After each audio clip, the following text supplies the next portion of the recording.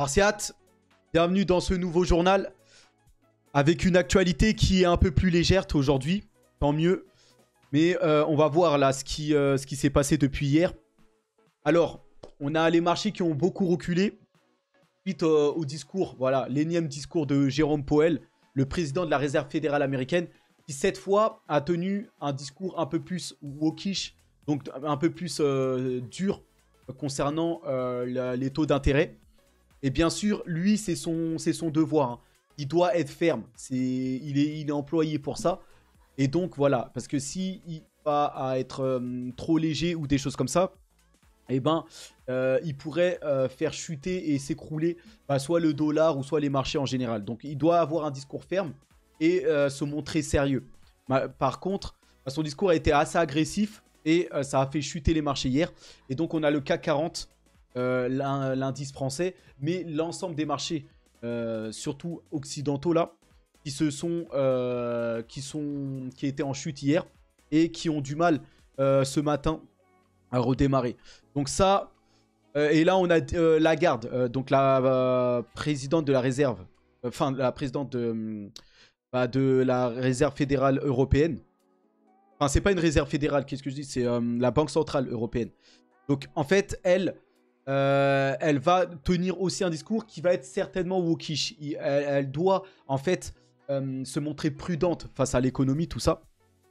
Et donc, on verra. En tout cas, les marchés vont encaisser ce type de discours, je pense. Là, ça a commencé à repartir un petit peu, là, hier, pour les marchés américains.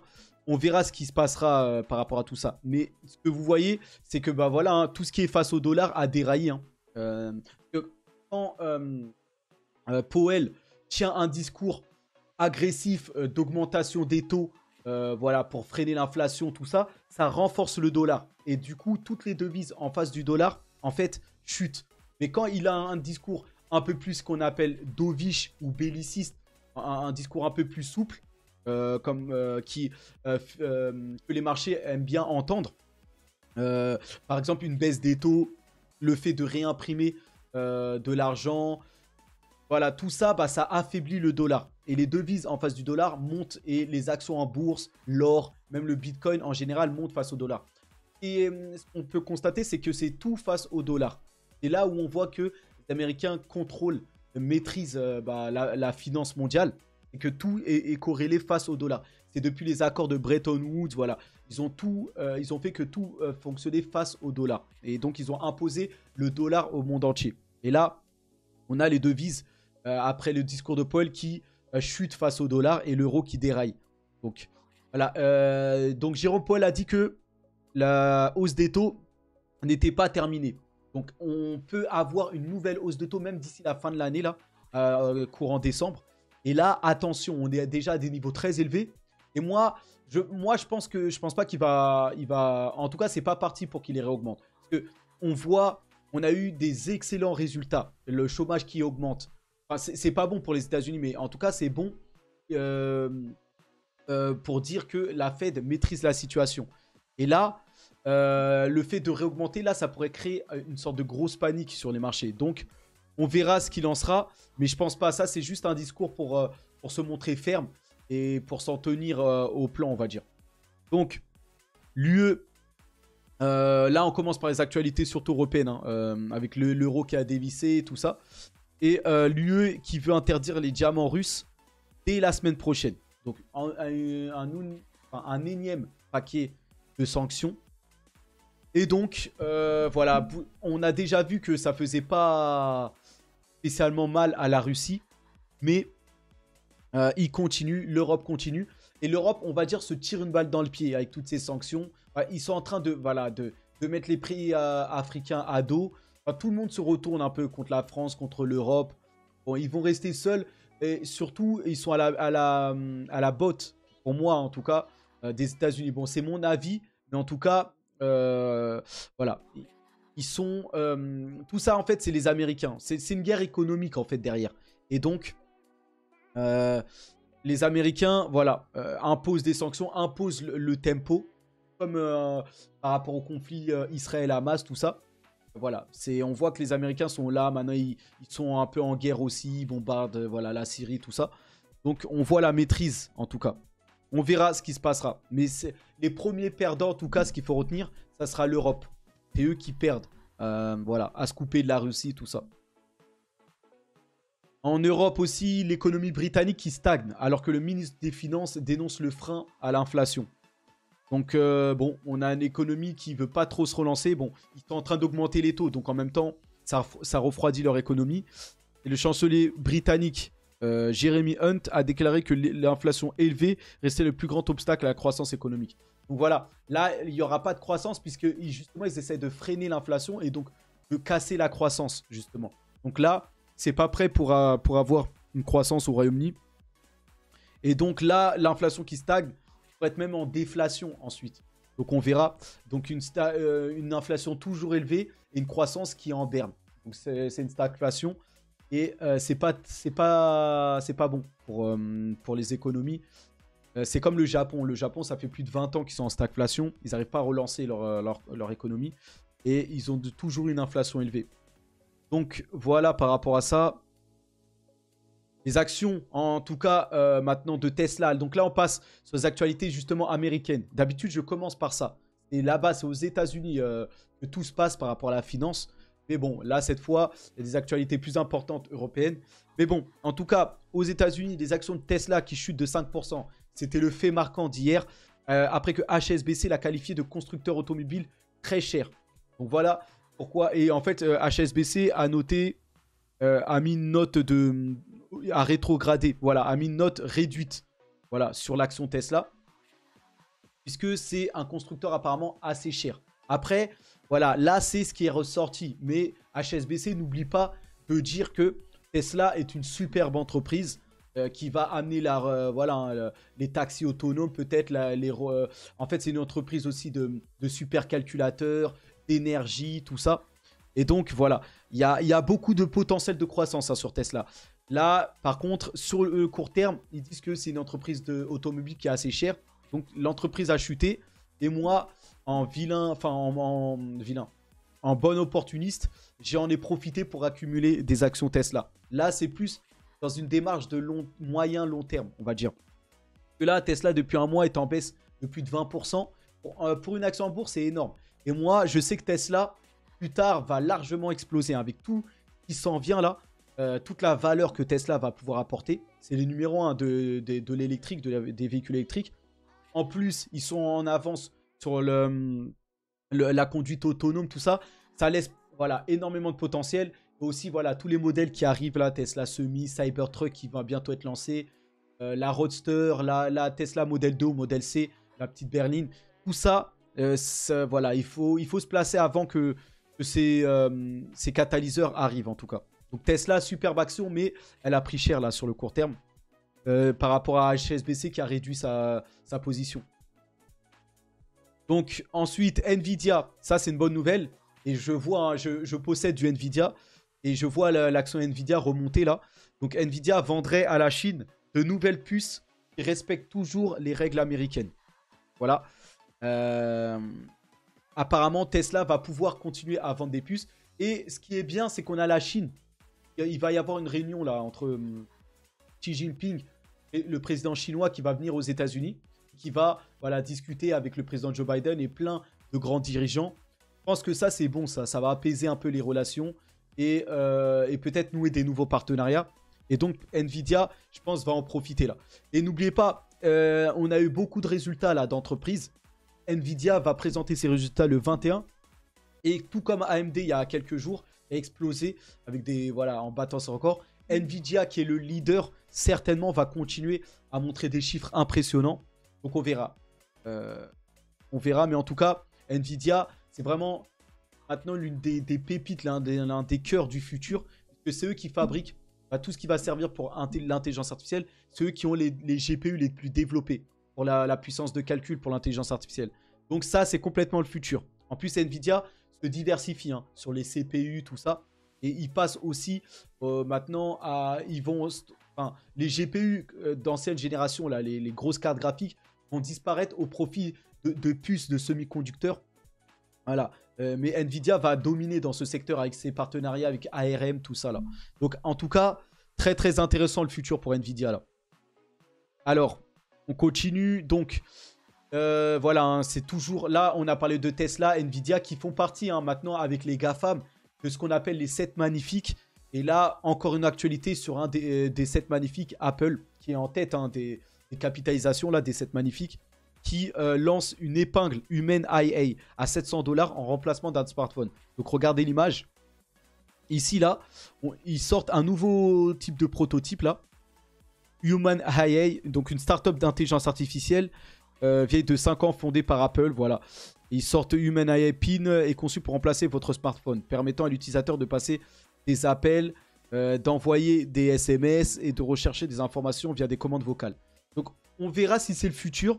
Pour le moment, on est dans un stade, on est sur nos smartphones, on fait tout depuis nos smartphones. On utilise quelquefois le vocal, les vocales, mais voilà. Maintenant, les commandes vocales. Bon, là, en l'occurrence, Apple Siri. Bon, Siri, c'est pas le meilleur, mais ça se développe. Mais avec l'intelligence artificielle, il se pourrait que ces fonctions-là, vocaux, tout ça, soient beaucoup plus développées et qu'on n'ait même plus besoin d'appui sur les téléphones. Mais bon, après, je sais pas, de là à faire disparaître les smartphones, ça m'étonnerait. Parce qu'on consomme du contenu même visuel. On regarde des actualités, tout ça. Je sais pas. Ce mini pin là va pouvoir remplacer les smartphones complètement. Même on a besoin de tenir un téléphone pour prendre des photos, tout ça. Un pin comme ça sur soi, non, je sais pas. On verra, c'est un pari. On verra. Donc voilà par rapport à Apple. Mais en tout cas, vous voyez que la technologie, en tout cas chez les géants américains, ne s'arrête jamais. Hein. Et d'ailleurs, regardez, les employés de Google travaillent généralement plus de 8 heures par jour. Donc en fait... Voilà, ça, on se trompe pas, hein. Les GAFAM, et c'est pour ça, on les appelle les 7 magnifiques parce que c'est des actions qui, en bourse aussi, voilà, ont une capitalisation énorme et qui font que de monter au fur et à mesure des années. Voilà, mais ils sont toujours innovants, ils dominent complètement. Des entreprises voilà, qui sont en concurrence entre elles, hein, mais qui dominent largement la finance. Et là, c'est normal, hein, avec autant d'heures de travail. Plus de 8 heures hein, pour les employés d'Apple. C'est pas étonnant qu'il y a pas mal de choses qui ressortent en tout cas. Donc voilà. Maintenant, on va passer au marché asiatique, après le marché européen et américain. Et donc l'indice Hang Seng frappé alors que les risques à Hong Kong et en Chine continuent d'affluer.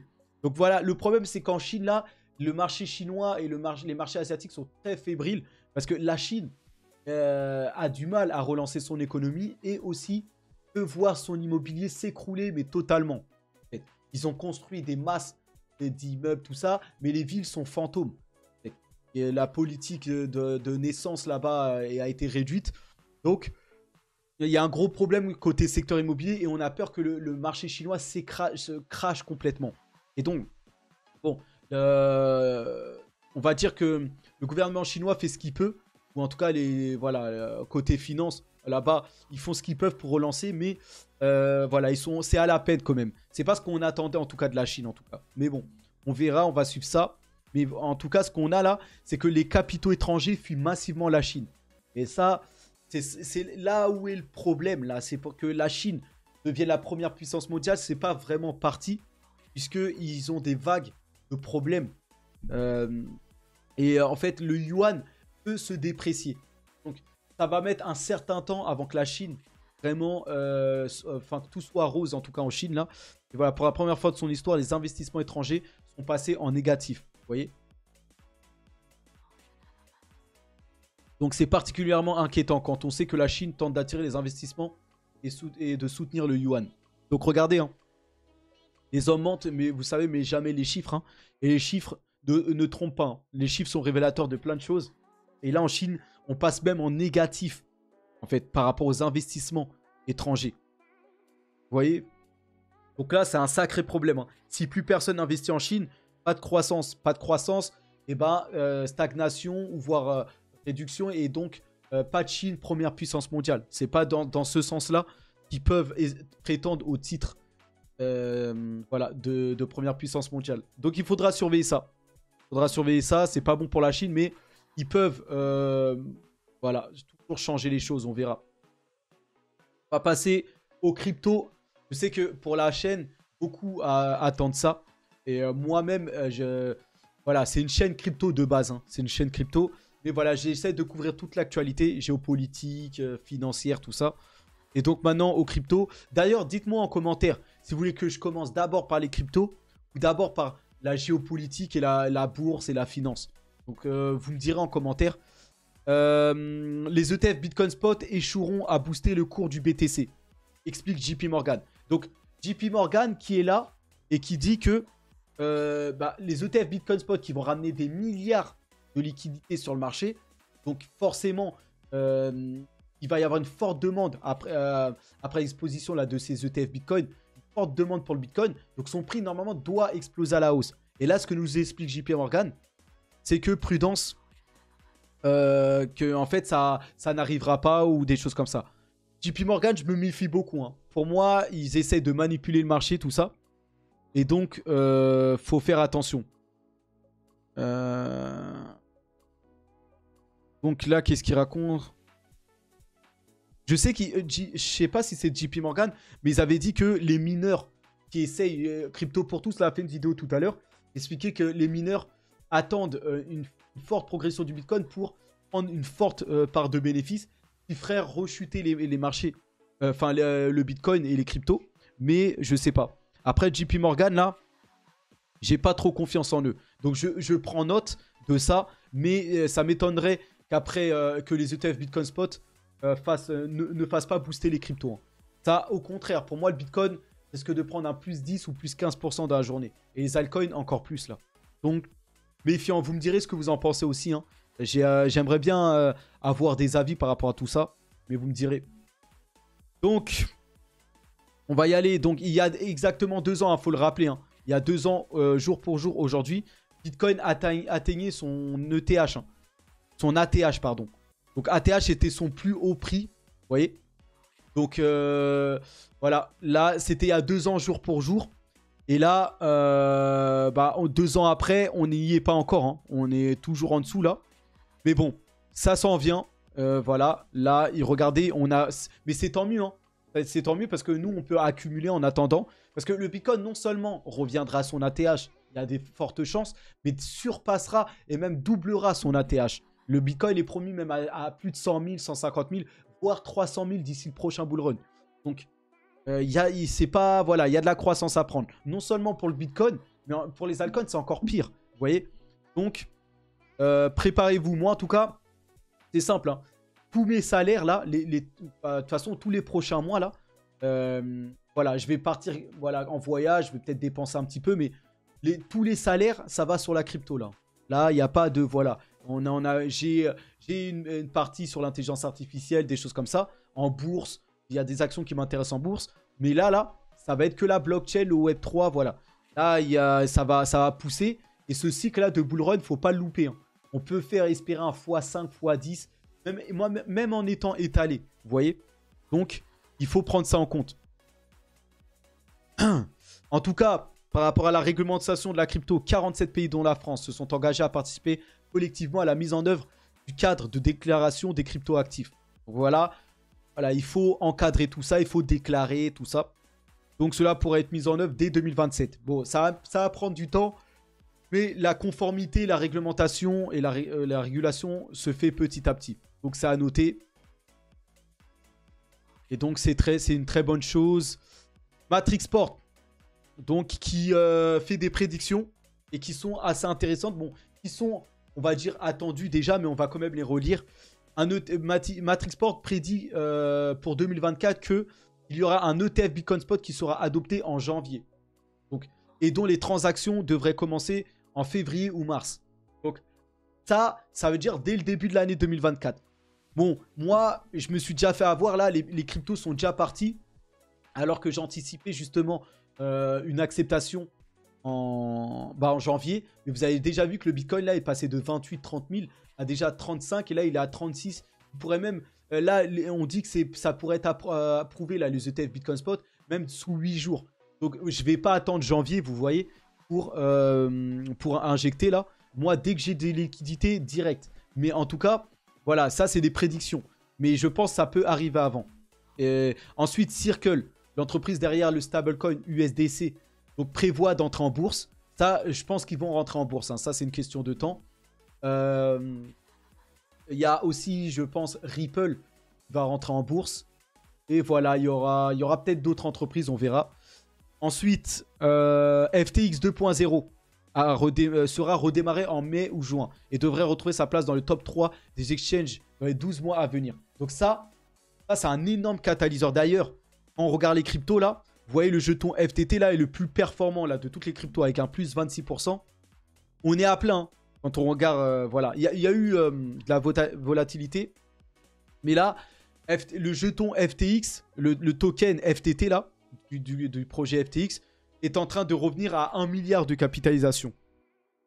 Et moi, je vais mettre des billes dedans.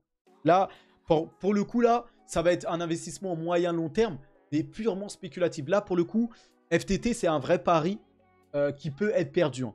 Donc, attention, si vous voulez investir dessus, c'est pas sûr que le projet soit relancé. Il y a des pourparlers. Pour moi, il y a au moins 80% de chance. Mais bon, il faudra rester prudent. Mais quand ça va redécoller, ça peut aller très très vite. Hein. Parce que en dehors de Sam Bankman-Fried, FTX, en tout cas, les produits de FTX étaient très qualitatifs. Et c'était les numéros 1, en tout cas, dans le perpétual, tout ça. Donc, si c'est repris avec les mêmes produits, à mon avis, ça va être un carton. Maintenant, il faudra juste faire attention. Mais je pense que là, une fois que ça sera repris, ce sera des personnes sérieuses. Hein. Là, ça va être surveillé, il y aura des contrôles. Vous voyez, juste le nom d'FTX va peut-être changer. Il y aura peut-être un rebranding, parce que ça a marqué hein, quand même. Ou pas, hein, peut-être. Hein. Donc, on verra de toute façon. Donc, voilà. Sinon, de manière générale, le Bitcoin qui est toujours fort. Hein, 36 841, presque 37 000. C'est assez puissant. Et voilà, on a Tron qui se réveille. Lido, tiens, pas mal. Le stacking est de retour, donc. Vous voyez, tout ça, là, je comptais investir le mois prochain pour anticiper une explosion des cryptos, là, de plus 20, plus 30% pour le mois de janvier ou le début de l'année. Et ben, c'est arrivé avant. Vous voyez? Donc, en fait, il faut se placer longtemps en avance, en fait. Là, j'ai loupé une bonne partie de la croissance, là. Je m'en veux un peu, mais bon, je pouvais pas trop savoir. Après, j'ai beaucoup étudié l'intelligence artificielle, j'étais à fond dedans sur ça. Et donc, du coup, j'avais délaissé la crypto. Et là, c'est reparti sans que j'ai des liquidités. Donc, bon, dommage, mais bon. Tao, peut-être opportunité, hein, en baisse de 12%. Tao, leader hein, de l'intelligence artificielle. Donc là, il y a un bon point d'entrée sur Tao. Je préfère vous prévenir. D'ailleurs, là, il faudrait peut-être que je vende les positions sur quelques cryptos là pour acheter du Tao là. Donc, je vais aller voir ça tout à l'heure. Ensuite, on va avancer. Hein. On va avancer. Alors, voilà. Aussi, autre nouvelle.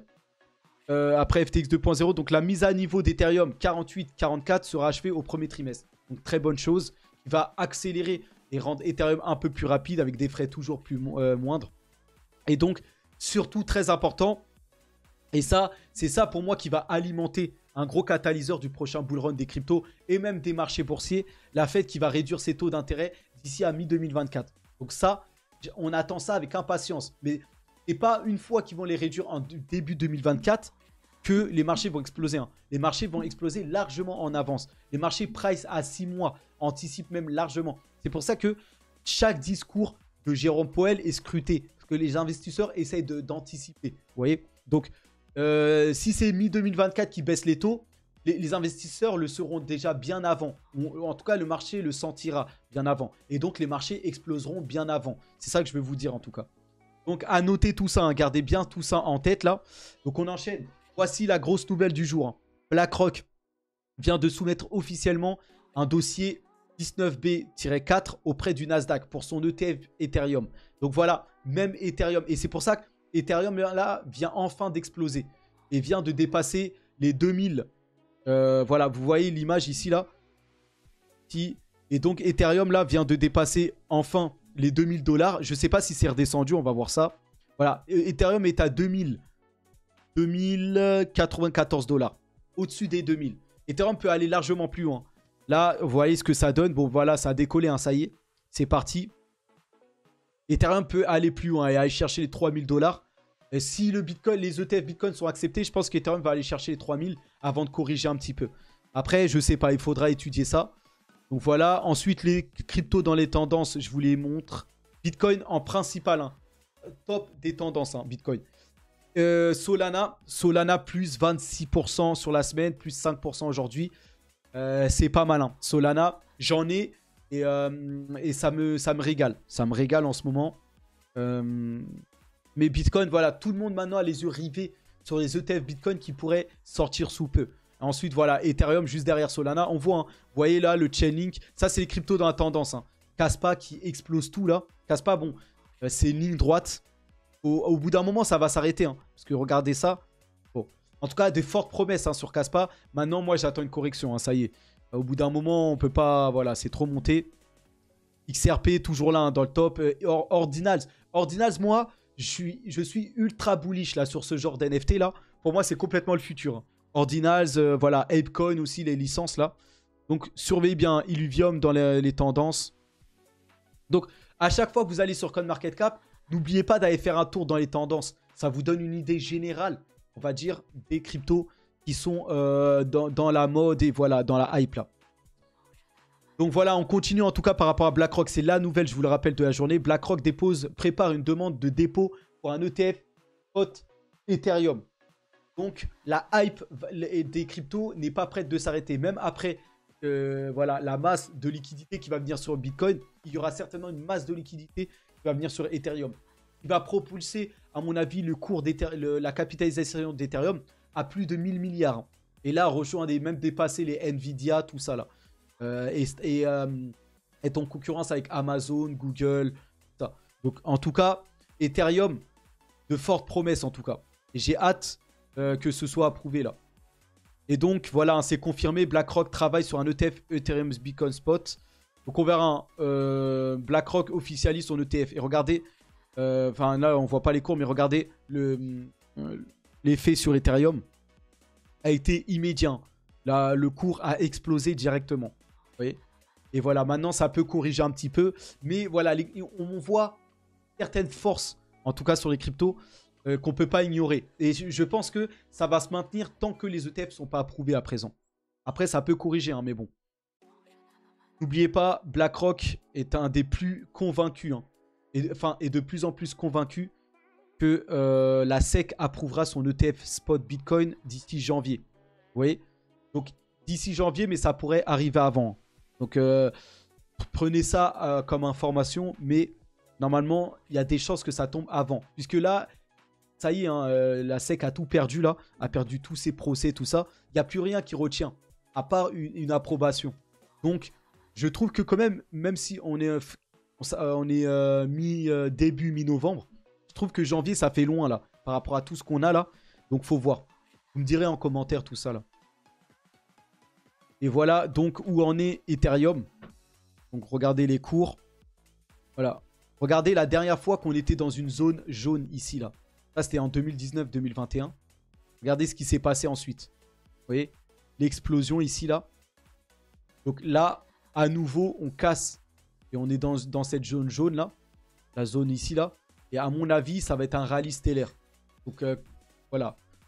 Coup de fusil, appelez ça comme vous voulez. Mais en tout cas, ça va dégoupiller, là.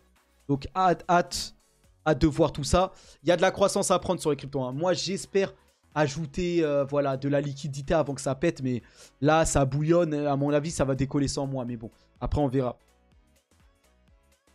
Donc voilà, regardez la paire ETH-BTC. Donc Ethereum directement face à Bitcoin. Et là, voilà, c'est monstrueux. Hein, ce qui s'est passé depuis hier ou avant-hier. Voilà.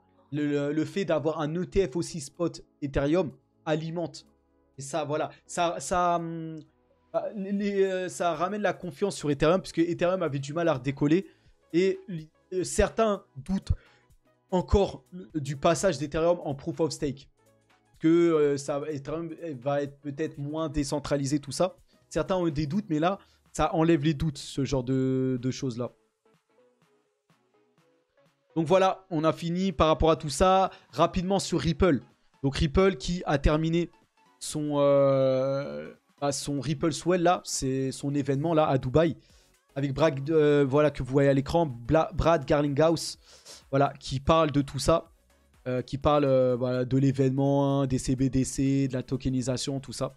Donc En tout cas, c'est très prometteur pour Ripple, qui sera là, un coup sûr. Et donc, la SEC, à mon avis, a perdu de vue sa mission de protéger les investisseurs. Et ça, c'est Ripple. C'est le PDG, Brett Garningas, qui a déclaré ça sur la CNBC, tout ça. Ici, là, il était en train de parler, là, vous voyez. Donc, voilà, il dit que la SEC a perdu un peu, a perdu pied, tout ça, là. On verra. Et donc, XRP, voilà, ça risque de péter aussi pour Ripple. Pas que Bitcoin, Ethereum et les altcoins. Ripple aussi est inclus dedans, comme altcoin. Ripple recherche un rallye de 900%, car il forme une configuration de bougie japonaise de 1 million similaire au modèle de 2017. Donc voilà, la configuration que forme Ripple laisse à présager que voilà, ça va chercher une sorte de 900%. Bon, je sais même pas, 900%, je sais pas, c'est une sorte de x10, je sais pas. Franchement, en tout cas, ça promet. Je vous le dis, quand le bouton de champagne va péter. Donc préparez-vous. Voilà, moi-même là, je suis en situation de FOMO là, tellement j'ai pas de liquidité. Donc j'ai peur que ça décolle d'un coup comme ça. Après, j'ai peur. Enfin, il y a de la croissance à prendre, même à l'avenir, tout ça. Mais j'aimerais pas trop louper. J'aimerais ajouter au moins 3000 € ou 5000 € encore. Parce que je sais que ça peut faire des x3, x5. Ça serait, voilà, ça pourrait rapidement me rapporter 20 000, voire plus, si j'ai apporté ça là. Vous voyez? Donc, bon, on verra en tout cas. Solana aussi, je vous l'ai montré tout à l'heure. Solana qui atteint des niveaux. Et Solana, ça pourrait être l'une des blockchains qui va le plus performer rapidement au début du bull run. Puisque quand les investisseurs, enfin, les gens de la crypto, là, ceux qui utilisent la blockchain, tout ça, qui utilisent les dApps sur la blockchain, vont revenir. Ils vont plutôt préférer, à mon avis, Solana, qui est la blockchain la plus rapide, la plus avec les frais moindres. Donc il y en a pas mal maintenant, mais Solana quand même, ça reste la valeur sûre en termes de voilà pour rapidement utiliser les services de la blockchain, tout ça là. Donc on verra. C'est pour ça que je détiens du Solana actuellement là. Et on finit par Immutable X, à pas oublier. Donc déjà toutes les layers 2 d'Ethereum vont faire un carton, la majorité. En tout cas, d'ici le prochain bull run. Et il y en a qui vont sortir du lot plus que d'autres. Mais en tout cas, les Polygon, les Arbitrum, Optimism, bientôt les Scrolls, surtout Starknet aussi. Parce que là, Starknet, pour moi, est une technologie encore plus supérieure à toutes ces layers 2 là. Et la technologie Stark. Voilà. Donc en fait, ça va être encore mieux. Donc tout ça... il y a de la croissance partout, franchement. Mais n'oubliez pas Immutable X, qui est une énième layer 2, mais spécialisée dans le gaming. Alors eux, ils font à part. Voilà, ils font que le gaming. Et là, ils signent des énormes partenariats avec Ubisoft et tout ça. Donc pour moi, c'est le projet gaming par. En tout cas, Immutable X. En tout cas, le cœur. Parce que les projets gaming, les vrais gaming, c'est Illuvium, Star Atlas, tout ça. Mais en tout cas, ce qui va... l'infrastructure, on va dire, pour le gaming, c'est Immutable X. Et donc, voilà, en plus, ils sont en technologie Zero Knowledge. Donc, c'est du ZK-EVM. Donc, la compatibilité avec Ethereum est là. Donc, il n'y a pas de souci. Et ça, pour moi, c'est un des plus gros projets. Immutable X, du gaming et de la blockchain. Donc, voilà, j'en ai terminé. On est à... Ah ouais, quand même, 33 minutes, ça passe vite. Merci à tous. On se revoit d'ici soit à ce soir ou surtout à demain. Parce qu'en ce moment, je bosse de l'après-midi jusqu'au soir à 22 h. Donc voilà, j'ai pas trop le temps le soir de repréparer ça. Donc merci à tous en tout cas. Force à nous. Allez, à plus.